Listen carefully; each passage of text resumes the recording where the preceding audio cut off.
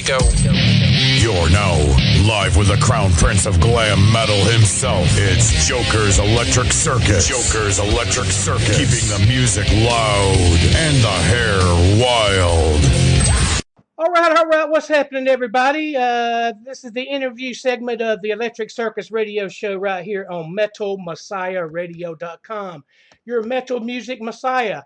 And on the line with me here, we got Shawn Duncan of the LA MEGAROCK band DC4. How are you doing, Shawn?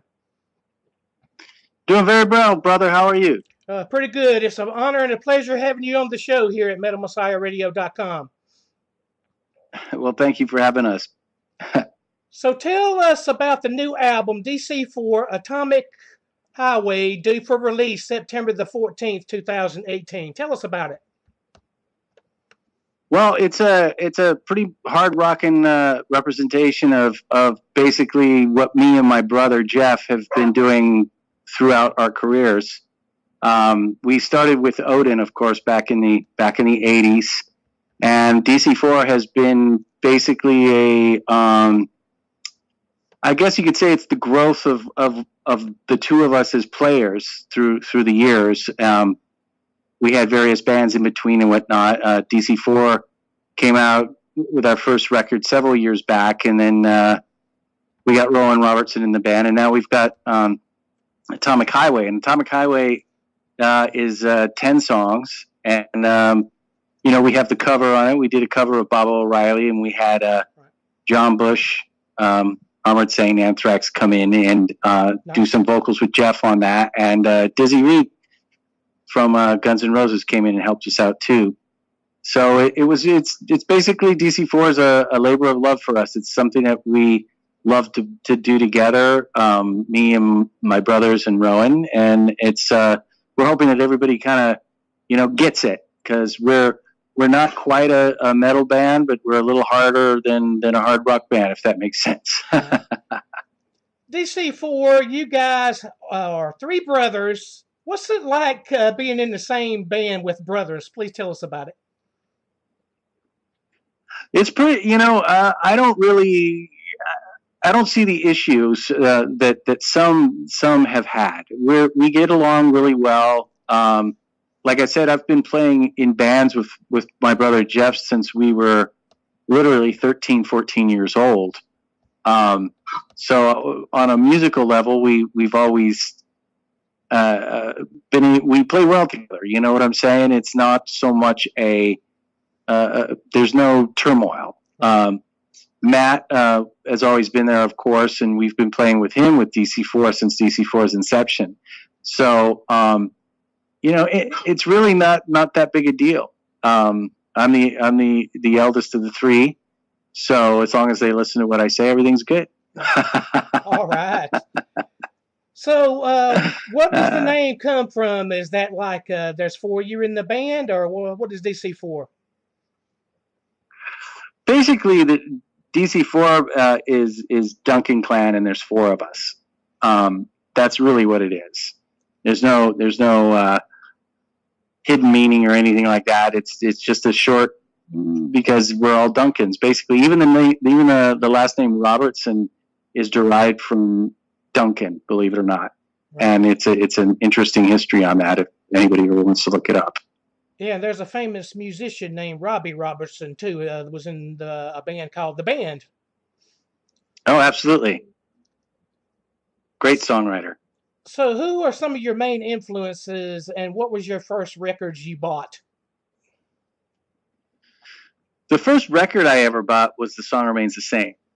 That was the first one that I actually went out and purchased with my own money. And right after that, I believe I bought Live Bootleg. So I think my earliest influences were live records, heavy rock. But we grew up, my father was a songwriter. He actually wrote some songs for the Fifth Dimension and the Association and various other bands from that era.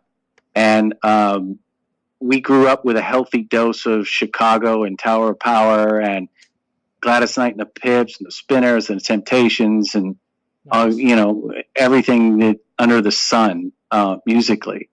So our influences are pretty wide. as drummers go, I tend to gravitate towards the heavier side of things, like the Cozy Powells and the John Bonhams, and I love Roger Taylor from Queen for his creativity and style. So many, it's really never ends, you know.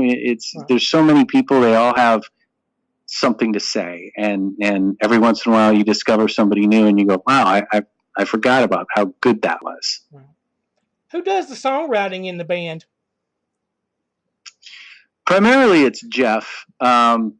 This album was done a little differently than we had done the other 3 DC4 records. This one was, at the time that we were writing this album, I was out with Bullet Boys, and Rowan was doing some stuff with Bang Tango and working on the Rock Vault in Vegas, and Jeff was doing a lot of stuff with Armored Saint. So what we ended up doing is Jeff kept coming up with song ideas, and he would email them to me, and then we go back and forth, and eventually it would become a song, and then we'd send them to the other guys, and eventually we'd have another song, and it kind of was all the pre-production was done that way, as opposed to us going into a room. Now I prefer 4 guys going into locking themselves up in a dungeon for a month and just hashing out a bunch of songs. To me it's just the fun of it and the camaraderie. You can't beat it. Right. But this worked out really well for the situation that we were in, and I'm really happy with the way it came out. Absolutely. We love it. I've been playing it on the show here, and great stuff, man. And what's some of the topics of your songs? Yeah, you know, my brother usually taps into situations that he's involved with or he observes in other people. It's a really, I know that Queen of Angels is basically almost a biography of him. When you listen to the lyrics, I think there's something in there talking about, you know, when he was born, you know, growing up, and we literally used to play baseball on asphalt on the schoolyard, and all that stuff, riding bikes, the whole thing, it's all in there. And that's really, we grew up in a place called Echo Park, which is in Los Angeles. Oh. And that's where that whole song is basically, it's his life story. It's kind of interesting when you listen to it. And then the other songs, they're all reflective pretty much of his experiences and life in general. I know that the title track, Atomic Highway, has to do with racing, and actually has more to do with NASCAR, mentioning, you know, the $1 Million Bill and all that kind of stuff, right, than really meaning anything other than that. Mm-hmm. Just to go out and have a good time and rock, you know. And Seize the Day, another song at the end, which is basically telling people, you know, to go through life, and you're going to have issues, but just take the bull by the horns and you know, live for today. So they all have meanings, and you know, he's a thinker. So it's interesting to try to dissect him myself. I'm always like, well, who's this song about? But it's all good. Right.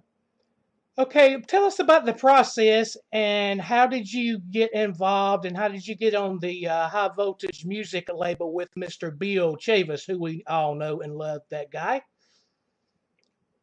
Yeah, Bill's a great guy, and we met Bill several years ago when he had his label Chavis. Right. And he was going to put out Explode, and you know, the economy crashed at that time. It was a terrible period for everybody. Anyway, long story short, we ended up putting the record out ourselves, and years later I ran into Bill at NAMM in Anaheim, and then again he had just after that he had formed his label, and I talked to him, and I was out with Bullet Boys. I think I was in I want to say I was in like Kentucky or something, someplace strange where I didn't expect to see him. Right. Oh, it was Illinois. Oh, okay. And I mentioned it to him. I said, hey, we've got a new album we're working on. You know, we'd love for you to put it out, you know. And it kind of went back and forth. And then Jeff was out in Baltimore area with Armored Saint a little while after that, and met with them. And anyway, long story short, we ended up, signing with Bill because he believes in the band, and he's never ever screwed us in any way, or has he not done what he says he would do. Right. So for those reasons alone, it's hard to find people like that in this business. So that's how we got hooked up with him. It's a long relationship, and I consider him a friend, and Lori, and love him very much, and really appreciate the support that he's giving us for this record. Awesome. What would your favorite song to play live be in your repertoire of DC4? Like through our whole catalog, or from this record? Because we haven't done anything from this record live yet, other than Baba O'Reilly. We would play that sometimes as a cover song to live, to have fun with, and we just decided to record it. So you mean all of our songs combined, or just ones off this one? All of them combined. I think there's a song we have called "This Is What You Wanted" that's on Explode that I like a lot. It's kind of a heavy, good feeling, kind of a Sabbathy type of Sabbath Dio era type of a thing, which I really like. Candy Cane's always a lot of fun to play live.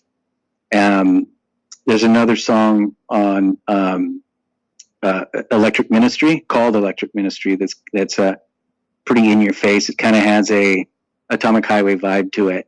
So there's a lot of, I really like playing these songs because we wrote them, and it's basically, it's my expression, so they're easy for me to play because it's just a good time. Right. Describe your shows, please, visually and musically. Well, usually we're pretty high energy band in general.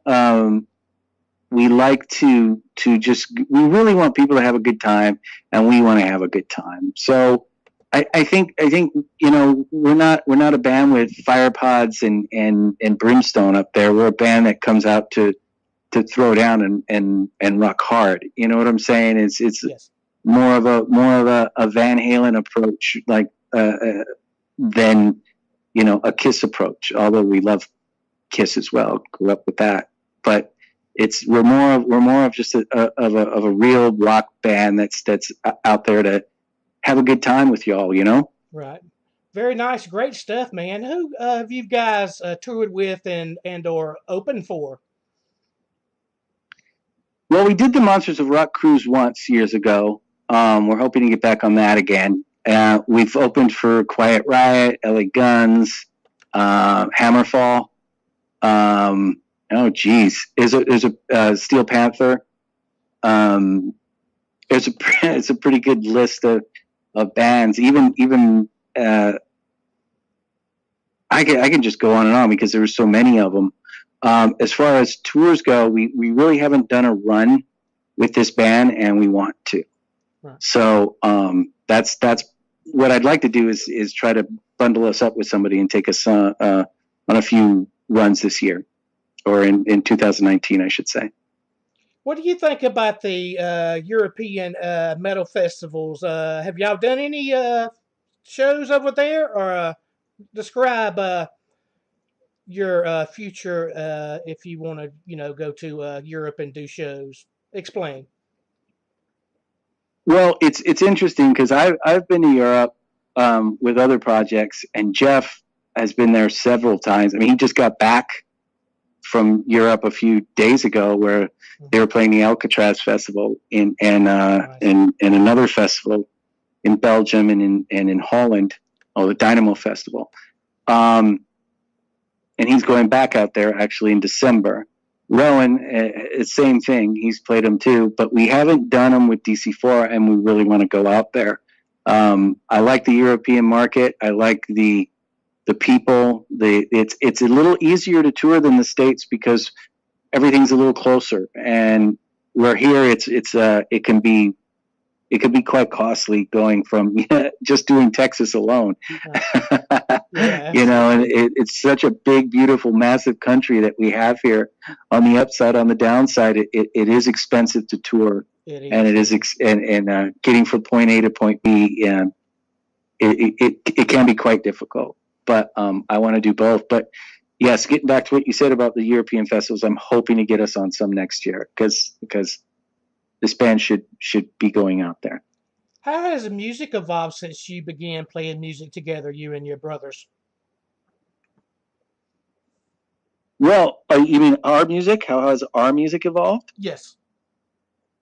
I think, when me and Jeff started, it was Odin, and we did three albums, I think, and two EPs, and that started out as pretty much a metal band. The first EP, the first real EP, was pretty much a metal thing, and then we got distracted, and people wanted to commercialize us and whatnot, and we were young, and I think we veered to the wrong direction. Then after that, me and Jeff did a project called Bird of Prey, and that one was pretty heavy, but not like we've never been like a Slayer heavy. We've always been more towards the Sabbath side of heavy.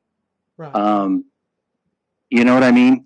And we never really got into the speed metal side of things and the death metal and stuff. It's not that I don't like it. It's just when we make music, we tend to gravitate more towards the Sabbath and basically it's like Sabbath, Van Halen, and Pantera, if lack of a better term, that's kind of where we go. Yes, when I hear the music, that's the vibe I get. I get the Black Sabbath vibe, and the Van Halen in there too, a little bit, Yeah. We were very influenced by Van Halen when we were young, and Black Sabbath and Led Zeppelin, and then when Pantera came out, we loved Pantera, Judas Priest, Iron Maiden, British metal and classic metal are pretty much a big part of our appreciation, I guess you could say, our makeup. Right. So I guess over the years, we basically have always had that in us, and we just kind of we really put on records songs that we like. It's not so much thinking, oh, this isn't a DC4 song, or oh, this isn't metal enough, or this isn't this enough. We're like, oh, that's a really good song. Let's record it. Right. And I always I'm sorry. Go ahead. So basically, that's what all of our records kind of are. There's a little bit of a mix of things in there, and we want to keep it interesting, I guess, but at the same time, we play songs we like. Right. What's the ultimate direction of your band? The ultimate what? I'm sorry? What's the ultimate direction of your band?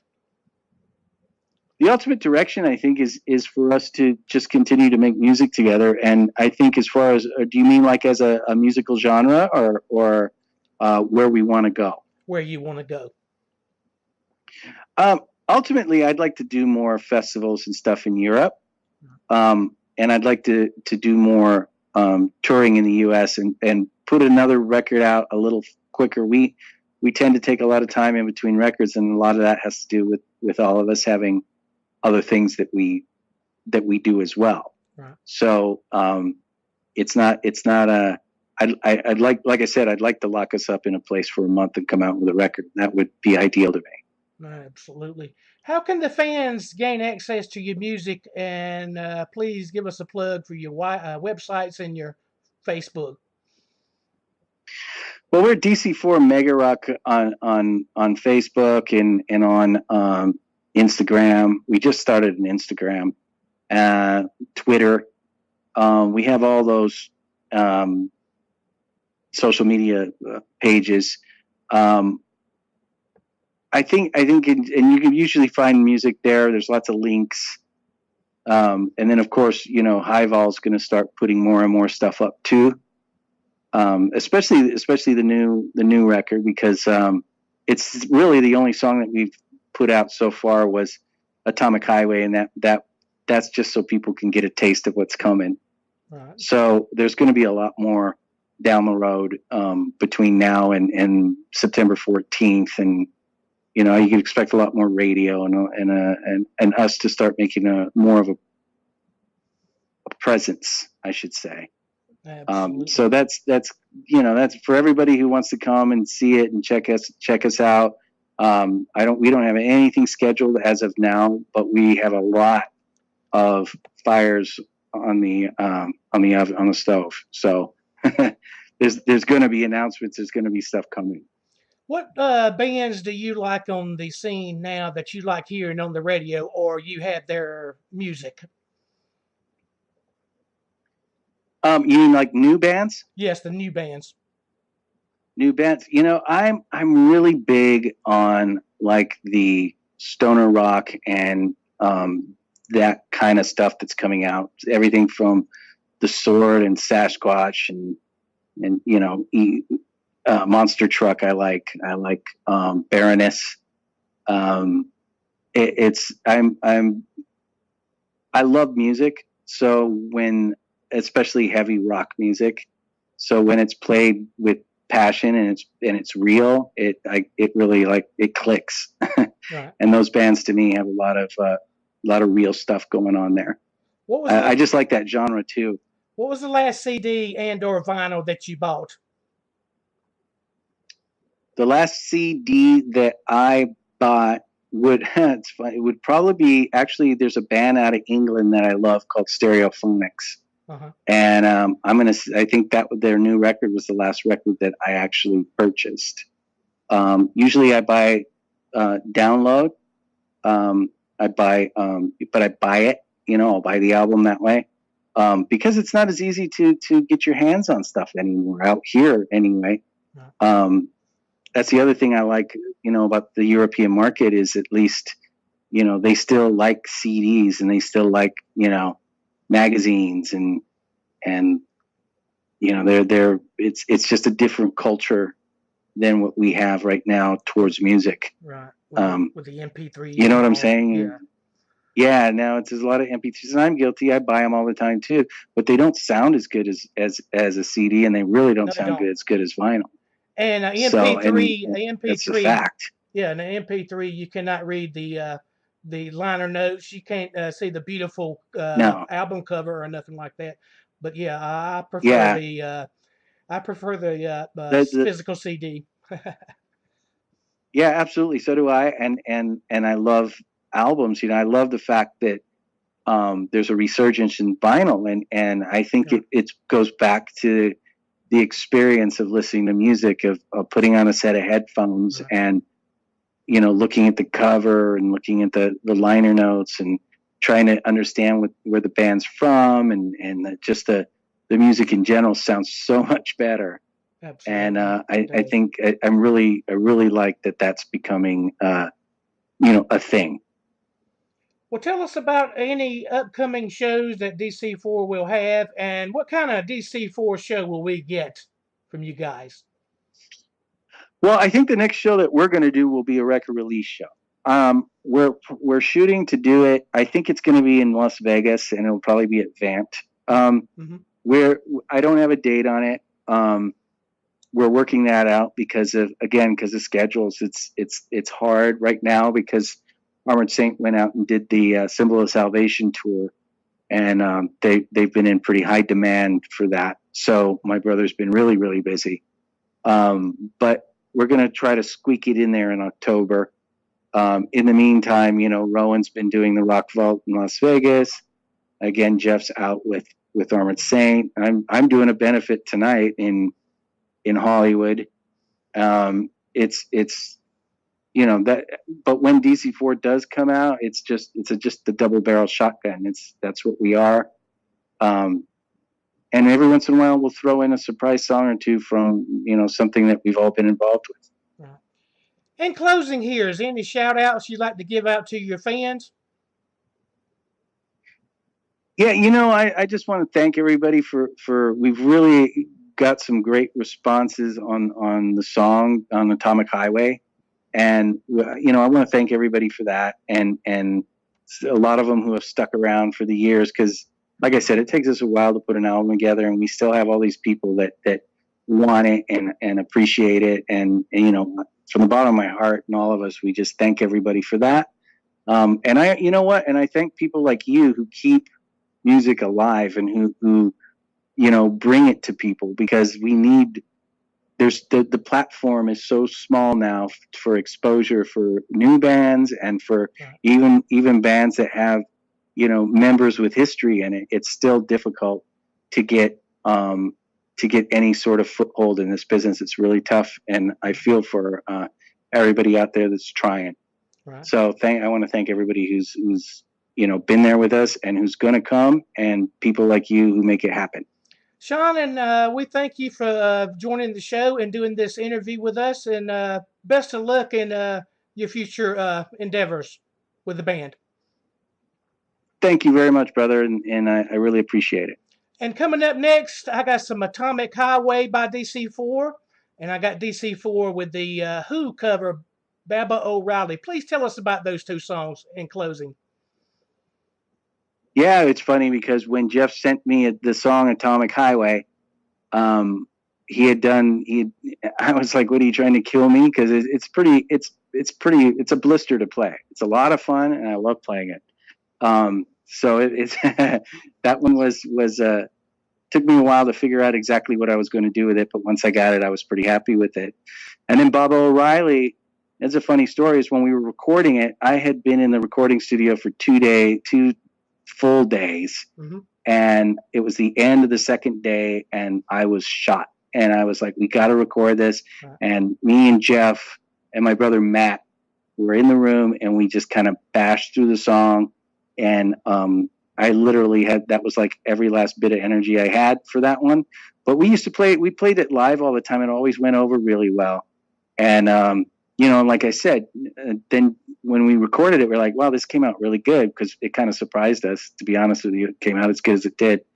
And then Jeff said, I want to add keyboards. So he called Dizzy, and Dizzy came in and laid down some keyboards on it. And then he said, you know, this is what would be really cool is if I get John to sing on some of this. And he called Bush, and John Bush came in and sang some of the vocals on it. So it's a bunch of friends getting together and making playing a classic that we hope we